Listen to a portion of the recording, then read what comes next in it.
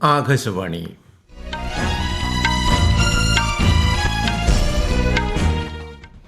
നമസ്കാരം. വാർത്തകൾ വായിക്കുന്നത് ഉദയൻ കിളിയന്നൂർ.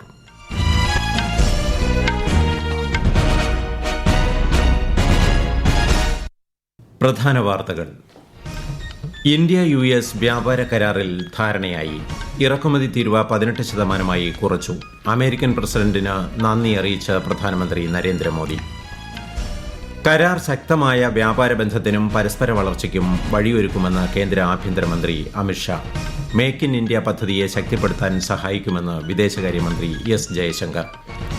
രാഷ്ട്രപതിയുടെ അഭിസംബോധനയിന്മേലുള്ള നന്ദി പ്രമേയ ചർച്ചയ്ക്ക് പ്രധാനമന്ത്രി നാളെ ലോക്സഭയിൽ മറുപടി നൽകും.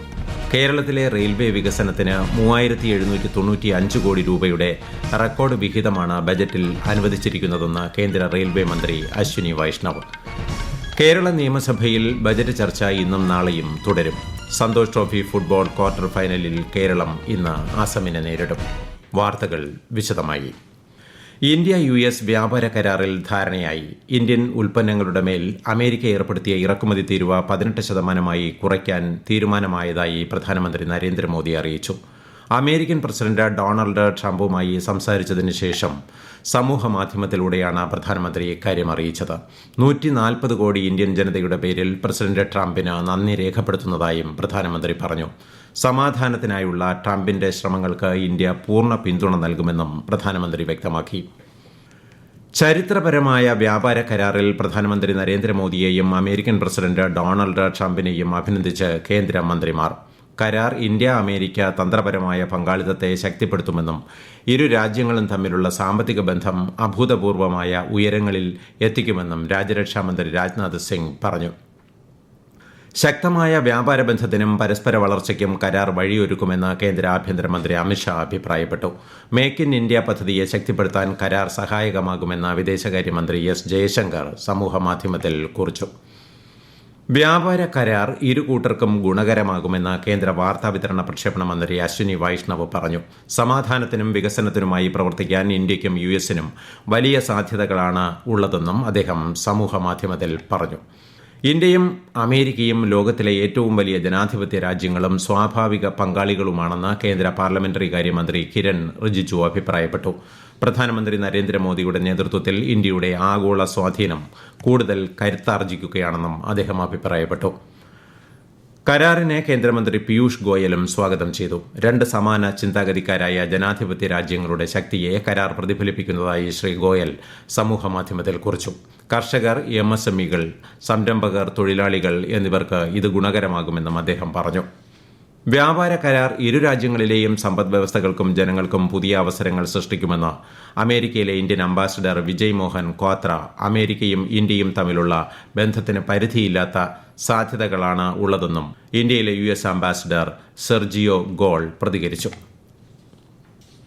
രാഷ്ട്രപതിയുടെ അഭിസംബോധനയിന്മേലുള്ള നന്ദിപ്രമേയ ചർച്ചകൾക്ക് പാർലമെന്റിന്റെ ഇരുസഭകളിലും തുടക്കമായി. ലോക്സഭയിൽ കേന്ദ്രമന്ത്രി സർബാനന്ദ സോനോവാളാണ് ചർച്ച ആരംഭിച്ചത്. രാജ്യത്തിന്റെ ഭാവി മുൻനിർത്തിയുള്ള കാഴ്ചപ്പാടുകളാണ് രാഷ്ട്രപതിയുടെ അഭിസംബോധനയിൽ ഉണ്ടായിരുന്നതെന്ന് കേന്ദ്രമന്ത്രി പറഞ്ഞു. ആഗോള പ്രതിസന്ധിക്കിടയിലും ഇന്ത്യ അതിവേഗം വളരുന്ന സമ്പദ്വ്യവസ്ഥയായി തുടരുകയാണെന്നും ശ്രീ സോനോവാൾ വ്യക്തമാക്കി. കേരളത്തിൽ നിന്നുള്ള MP C സദാനന്ദൻ മാസ്റ്റർ രാജ്യസഭയിൽ നന്ദിപ്രമേയ ചർച്ചകൾക്ക് തുടക്കം കുറിച്ചു. വികസിത ഭാരതത്തിലേക്കുള്ള രാജ്യത്തിന്റെ യാത്രയ്ക്ക് സഹായിക്കുന്ന വ്യക്തമായ കാഴ്ചപ്പാടുകളാണ് അഭിസംബോധനയിൽ ഉണ്ടായിരുന്നതെന്ന് അദ്ദേഹം പറഞ്ഞു. നന്ദിപ്രമേയ ചർച്ചകൾക്ക് പ്രധാനമന്ത്രി നരേന്ദ്രമോദി നാളെ ലോക്സഭയിൽ മറുപടി നൽകുമെന്ന് കേന്ദ്രമന്ത്രി കിരൺ റിജിജു അറിയിച്ചു. ലോക്സഭയിൽ നന്ദിപ്രമേയ ചർച്ചയ്ക്കിടെയുള്ള ലോക്സഭാ പ്രതിപക്ഷ നേതാവ് രാഹുൽ ഗാന്ധിയുടെ പരാമർശങ്ങളെ വിമർശിച്ച് കേന്ദ്ര പാർലമെന്ററി കാര്യമന്ത്രി കിരൺ റിജിജു. പരാമർശങ്ങൾ അനാവശ്യമാണെന്നും സഭയുടെ നിയമങ്ങൾ ശ്രീ രാഹുൽ ഗാന്ധി ലംഘിച്ചതായും കേന്ദ്രമന്ത്രി പറഞ്ഞു. രാഹുൽ ഗാന്ധിയുടെ പരാമർശം സഭയെ തെറ്റിദ്ധരിപ്പിക്കുന്നതാണെന്ന് രാജ്യരക്ഷാമന്ത്രി രാജ്നാഥ് സിംഗ് കുറ്റപ്പെടുത്തി. മുൻ കരസേനാ മേധാവി മനോജ് മുകുന്ദ് നരവണയുടെ പ്രസിദ്ധീകരിക്കാത്ത ഓർമ്മക്കുറിപ്പിലെ പരാമർശങ്ങളാണ് ശ്രീ രാഹുൽ ഗാന്ധി സഭയിൽ ഉന്നയിച്ചത്. പരാമർശത്തിനെതിരെ ഭരണപക്ഷ അംഗങ്ങൾ ഒന്നടങ്കം രംഗത്ത് വന്നതോടെ ലോക്സഭ പ്രക്ഷുബ്ധമായി. തുടർന്ന് 2 തവണ നിർത്തിവച്ച സഭ 4 മണിയോടെ പിരിഞ്ഞു. കേരളത്തിലെ റെയിൽവേ വികസനത്തിന് 3795 കോടി രൂപയുടെ റെക്കോർഡ് വിഹിതമാണ് ബജറ്റിൽ ഇക്കുറി അനുവദിച്ചിരിക്കുന്നതെന്ന് കേന്ദ്ര റെയിൽവേ മന്ത്രി അശ്വിനി വൈഷ്ണവ്. 35 റെയിൽവേ സ്റ്റേഷനുകളുടെ പുനർവികസനമടക്കം 18,000 കോടി രൂപയുടെ റെയിൽ വികസന പദ്ധതികൾ സംസ്ഥാനത്ത് നടപ്പാക്കി വരികയാണെന്നും അദ്ദേഹം ന്യൂഡൽഹിയിൽ വാർത്താസമ്മേളനത്തിൽ പറഞ്ഞു. അങ്കമാലി ശബരി റെയിൽപാതയ്ക്ക് സ്ഥലമേറ്റെടുക്കൽ നടപടികൾ സംസ്ഥാന സർക്കാർ ആരംഭിച്ചതായും കേന്ദ്രമന്ത്രി പറഞ്ഞു. Entire railway capacity of Kerala is getting significantly increased from all the way from Kasaragod to Shornur to Ernakulam to Kayamkulam to Trivandrum. This is a major change which is happening. This will practically double the capacity of railways in Kerala. We will be able to run more than double the trains which are currently running. Capacity increase for Kerala. 105 rail ഓവർബ്രിഡ്ജുകളുടെ നിർമ്മാണമടക്കമുള്ള പദ്ധതികൾക്കുള്ള സ്ഥലം ഏറ്റെടുക്കലിനായി സംസ്ഥാന സർക്കാരിന്റെ പിന്തുണ ആവശ്യപ്പെട്ടിട്ടുണ്ടെന്നും ശ്രീ വൈഷ്ണവ് അറിയിച്ചു. രാഷ്ട്രപതി ദ്രൗപദി മുർമുവിന്റെ 6 ദിവസത്തെ ഒഡീഷ സന്ദർശനത്തിന് തുടക്കമായി. ഇന്നലെ ഭുവനേശ്വറിൽ ഗവർണർ ഹരിബാബു കമ്പതിയും മുഖ്യമന്ത്രി മോഹൻ ചരൺ മാജിയും ചേർന്ന് രാഷ്ട്രപതിയെ സ്വീകരിച്ചു. ബലാസോറിലെ ഫക്കീർ മോഹൻ സർവകലാശാലയുടെ 12ാമത് ബിരുദദാന ചടങ്ങിൽ ശ്രീമതി മുർമു ഇന്ന് പങ്കെടുക്കും. പുരി ജഗന്നാഥ ക്ഷേത്രത്തിലും രാഷ്ട്രപതി ഇന്ന് ദർശനം നടത്തും. ഈ വാർത്തകൾ ആകാശവാണിയിൽ നിന്ന്. ആകാശവാണി വാർത്തകളും വാർത്താ അധിഷ്ഠിത പരിപാടികളും all India radio news Thiruvananthapuram YouTube ചാനലിലും @all India radio news Thiruvananthapuram Facebook പേജിലും AIR ന്യൂസ് _ തിരുവനന്തപുരം ഇൻസ്റ്റഗ്രാം അക്കൌണ്ടിലും @AIR ന്യൂസ് _ TVM X ഹാൻഡിലും ലഭ്യമാണ്. നിയമസഭയിൽ ബജറ്റ് ചർച്ച ഇന്നും നാളെയും തുടരും. ഇന്നലെയാണ് സഭയിൽ ബജറ്റ് ചർച്ച ആരംഭിച്ചത്. ഇന്നലെ അടിയന്തര പ്രമേയ നോട്ടീസ് സ്പീക്കർ തള്ളിയതിൽ പ്രതിഷേധിച്ച് പ്രതിപക്ഷം സഭ ബഹിഷ്കരിച്ചു.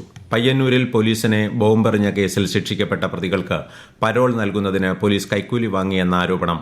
സഭാ നടപടി നിർത്തിവെച്ച് ചർച്ച ചെയ്യണമെന്നാവശ്യപ്പെട്ട് പ്രതിപക്ഷത്തു നിന്ന് KK രമയാണ് അടിയന്തര പ്രമേയ നോട്ടീസ് നൽകിയത്.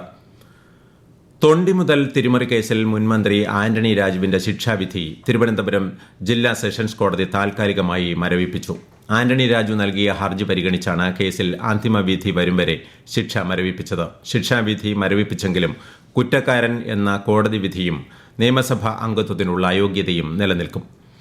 സന്തോഷ് ട്രോഫി ഫുട്ബോളിൽ ഇന്ന് നടക്കുന്ന ക്വാർട്ടർ ഫൈനലിൽ ഗ്രൂപ്പ് ചാമ്പ്യന്മാരായ കേരളം അസമിനെ നേരിടും. അസമിലെ സിലാപത്തർ രാജീവ് ഗാന്ധി സ്റ്റേഡിയത്തിലാണ് മത്സരം.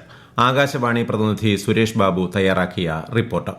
സന്തോഷ് ട്രോഫിയുടെ സെമി ഫൈനൽ പ്രവേശനം ഉറപ്പാക്കാൻ ആതിഥേയരായ അസമുമായി ഏറ്റുമുട്ടുമ്പോൾ തീർച്ചയായും മേൽക്കൈ കേരളത്തിന് തന്നെയാണ്. ഗ്രൂപ്പ് ബിയിൽ ഒന്നാമതായി എത്തിയെങ്കിലും അവസാന മത്സരത്തിൽ സർവീസസിൽ നിന്നേറ്റ പരാജയം കേരളത്തിന്റെ കണ്ണ് തുറപ്പിച്ചിട്ടുണ്ട്. ഗ്രൂപ്പ് എയിൽ നിന്ന് 3 സമനിലയും 1 ജയവും നേടി 6 പോയിന്റുമായാണ് അസം 4ാം സ്ഥാനക്കാരായി നോക്കൌട്ടിലേക്ക് എത്തിയിട്ടുള്ളത്. ഇന്ന് നടക്കുന്ന മറ്റു ക്വാർട്ടർ പോരാട്ടങ്ങളിൽ രാവിലെ 9 റെയിൽവേസ് രാജസ്ഥാനുമായും തമിഴ്നാട് പഞ്ചാബുമായി ഏറ്റുമുട്ടും. ഉച്ചയ്ക്ക് 2 ബംഗാൾ സർവീസസിനെ നേരിടും.